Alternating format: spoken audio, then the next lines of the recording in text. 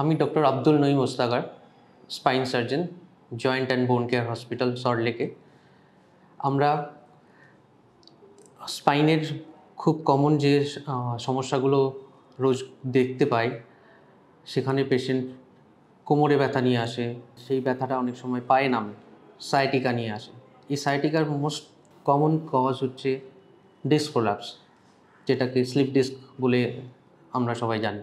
Disk জিনিসটা একটা জেলির মতো স্ট্রাকচার, যেটা স্পাইনের দুটো হাড়ের মাঝখানে থাকে। এই জেলিটা অ্যানুলাস বলে এক ধরনের বেড়া দিয়ে ঘেরা থাকে। এই বেড়া বা অ্যানুলাসটা যদি কখনো ছিদ্র হয়ে বা ছিঁড়ে গিয়ে জেলিটা বেরিয়ে যায়, তখন গিয়ে আমাদের যে পায়ের নার্ভগুলো কোমরে থাকে সেখানে গিয়ে চাপ দেয় এবং ওই নার্ভ বরাবর পায়ে ব্যথা আসে। এইটাই হলো সায়াটিকা। তো এই সায়াটিকা নিয়ে যখন পেশেন্টরা আমাদের কাছে আসে, তখন আমরা এমআরআই দিয়ে সেটা ডায়াগনোসিস কনফার্ম করি। এমআরআইতে বোঝা যায় যে কোন স্টেজে আছে, কতটা চাপ আছে, সেই হিসেবে আমরা ট্রিটমেন্টটা স্টার্ট করি।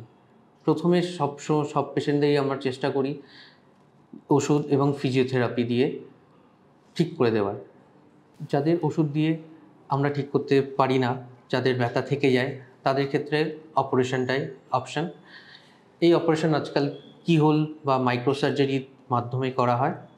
অপারেশনের পরে কিছু আমরা রিহ্যাবিলিটেশন, কিছু এক্সারসাইজ বলে দিই, সেটা করে পেশেন্টটার অলমোস্ট স্বাভাবিক লাইফ ফিরে আসে।